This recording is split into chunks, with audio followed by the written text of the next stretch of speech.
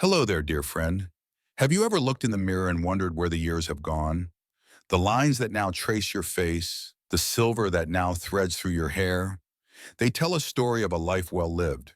But what if I told you that according to C.S. Lewis, one of the most profound thinkers of the 20th century, you're never too old to be reborn? That aging isn't the closing of a book, but the opening of a new, perhaps even more beautiful chapter? If these words resonate with your heart, I'd love to ask you to hit that like button and subscribe to our channel. We're building a community of wisdom seekers here, and your support helps us reach more souls who need these timeless messages. And while you're at it, I'd love to hear from you in the comments. Tell me, what's one way your spirit has grown stronger as your body has grown older? You know, when I delve into the works of C.S. Lewis, the brilliant mind behind Narnia and countless spiritual reflections, I'm struck by how deeply he understood the journey of aging, not as a decline, but as a transformation. Let me share with you 5 powerful truths he left us about growing older, truths that might just change how you see the road ahead. The first truth Lewis offers us is that reclaiming is always possible. You are never too old to set another goal or to dream a new dream, he wrote, with such conviction that you can almost feel his hand on your shoulder, urging you forward. Think about that for a moment. The calendar may show your age, but your spirit doesn't recognize those numbers. Within you still lives that same heart that once dreamed wild dreams and chased impossible stars. Perhaps now, with the wisdom you've gathered along the way, those dreams might take different shapes, but they need not be any smaller. I knew a woman who, at 78, decided to learn to paint. I always thought I'd be terrible at it, she told me, until I realized that being terrible at something new is still better than never trying at all.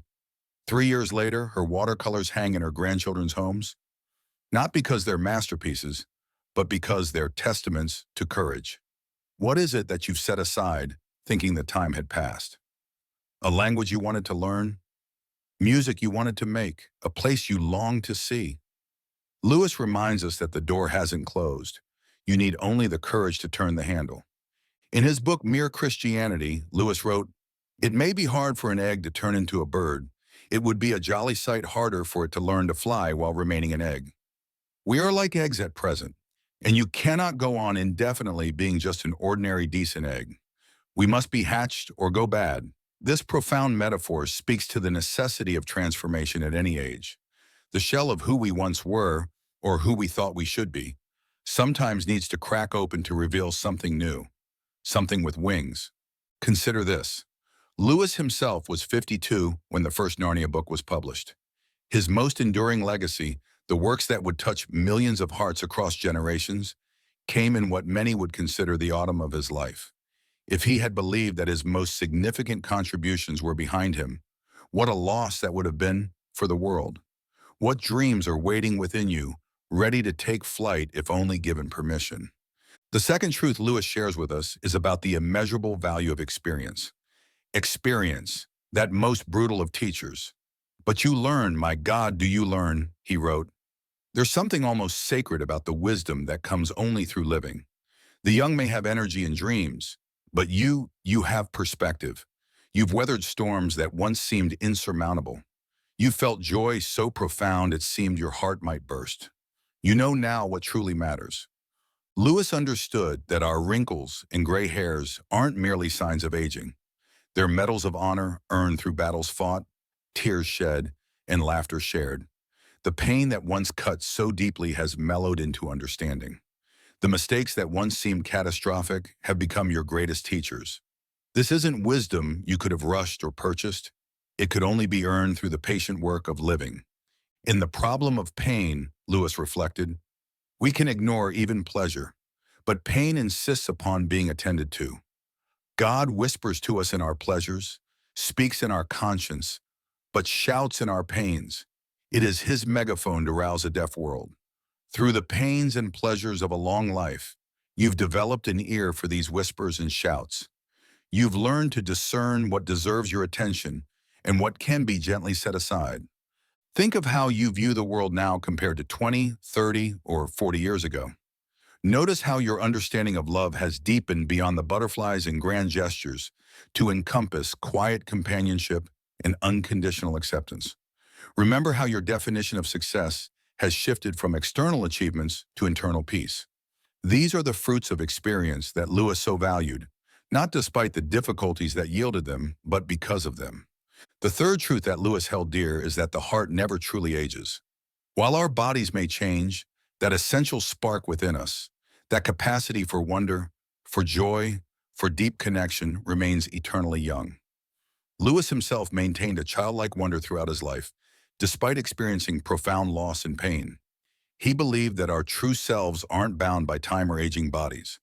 "I am still every age that I have been," wrote Lewis's contemporary Madeleine L'Engle, capturing perfectly what Lewis lived.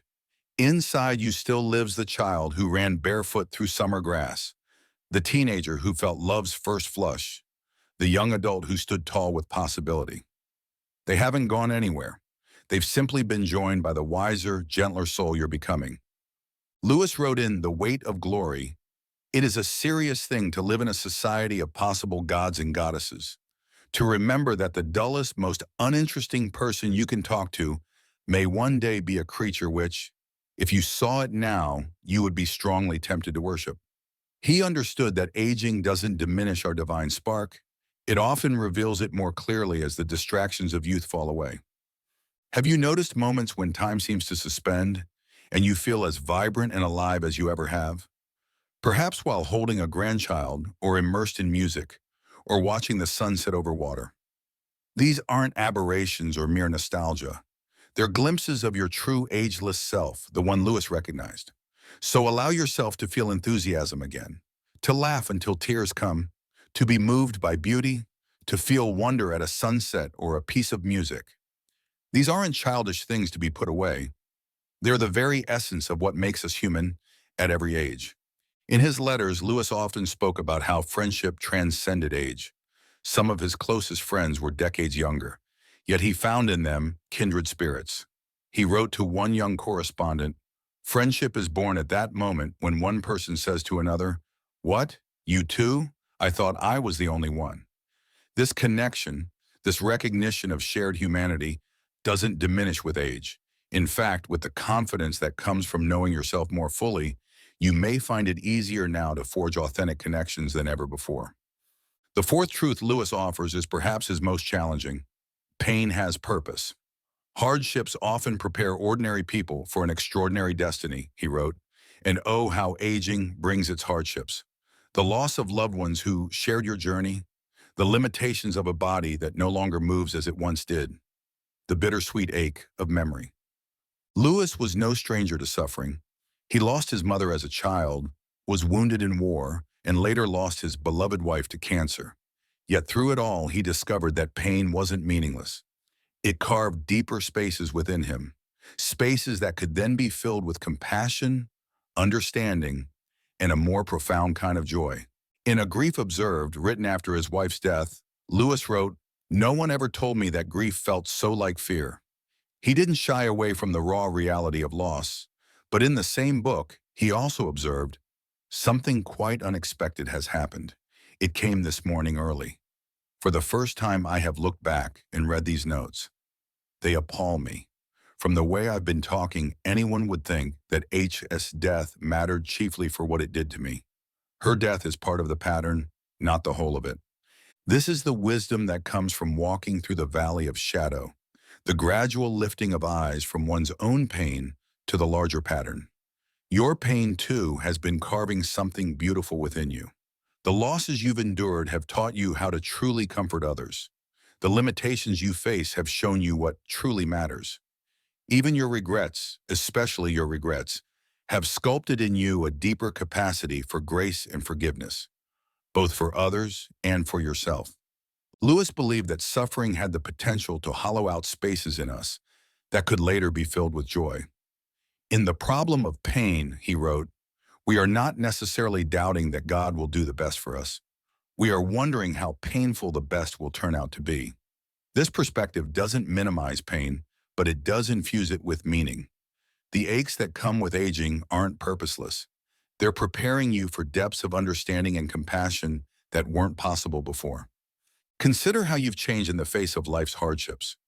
Perhaps you've become more patient with the struggles of others because you've struggled yourself. Maybe you've developed a gentler touch with those who are hurting because you know how wounds feel from the inside. Possibly you've learned to savor small joys more fully because you've known their absence. These aren't consolation prizes for aging. They're the very treasures that make a long life valuable, both to yourself and to a world in desperate need of such wisdom. The fifth and final truth from Lewis speaks to hope beyond what we can see. There are far, far better things ahead than any we leave behind.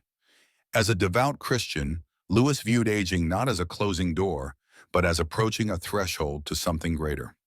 Regardless of your own spiritual beliefs, there's profound wisdom in seeing life as a continual unfolding rather than a gradual diminishing. In The Last Battle, the final book of the Narnia series, Lewis wrote one of his most hopeful passages about what lies beyond the apparent end. And as he spoke, he no longer looked to them like a lion, but the things that began to happen after that were so great and beautiful that I cannot write them. And for us, this is the end of all the stories, and we can most truly say that they all lived happily ever after. But for them, it was only the beginning of the real story. All their life in this world and all their adventures in Narnia had only been the cover and the title page. Now at last they were beginning chapter 1 of the great story which no one on earth has read, which goes on forever, in which every chapter is better than the one before. What if the best days of your story aren't behind you, but still waiting to be written? What if the limitations that come with age are actually invitations to discover new depths within yourself? What if, as Lewis suggested, we are being prepared for something even more real and beautiful than what we've known before? In Mere Christianity, Lewis wrote, "If I find in myself desires which nothing in this world can satisfy, the only logical explanation is that I was made for another world." As we age, many of the distractions and satisfactions of youth fall away. What remains are our deepest longings for meaning, for connection, for beauty, for peace. Lewis would suggest that these persistent desires point to their ultimate fulfillment, that the spiritual hunger that often intensifies with age isn't a cruel joke, but a compass pointing home. Think of it this way. A caterpillar might see the cocoon as the end, a restriction, a limitation, a final narrowing of possibilities. But we know better. We know that transformation awaits. What appears to be an ending is actually a becoming. The constraints of aging, whether physical limitations, retirement, or the narrowing of certain possibilities, create the very conditions necessary for metamorphosis. Lewis once wrote in a letter, "You don't have a soul, you are a soul, you have a body." As that body ages, there can be a clarifying effect, a gradual distillation of what matters most. The non-essentials fall away. The pretenses become too exhausting to maintain. What's left is often more authentic, more aligned with our true nature than what came before. I know a man who spent his younger years climbing corporate ladders and accumulating accolades.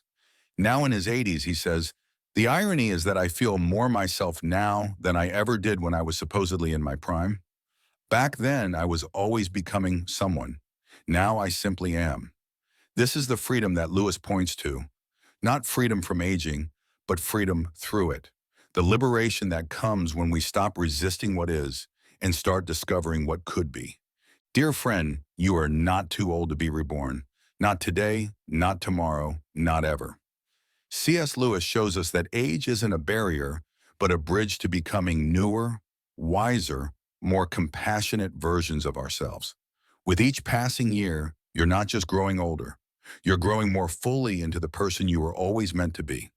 Embrace this season with courage and hope. Look at your reflection again. See not just the lines of age, but the character they represent. Not just silver hair, but a crown earned through living. Because aging, as Lewis knew so well, isn't about fading away. It's about finally truly blossoming. Thank you for walking this path of reflection with me today. Until next time, remember that your story is still being written, and its most beautiful chapters may yet lie ahead.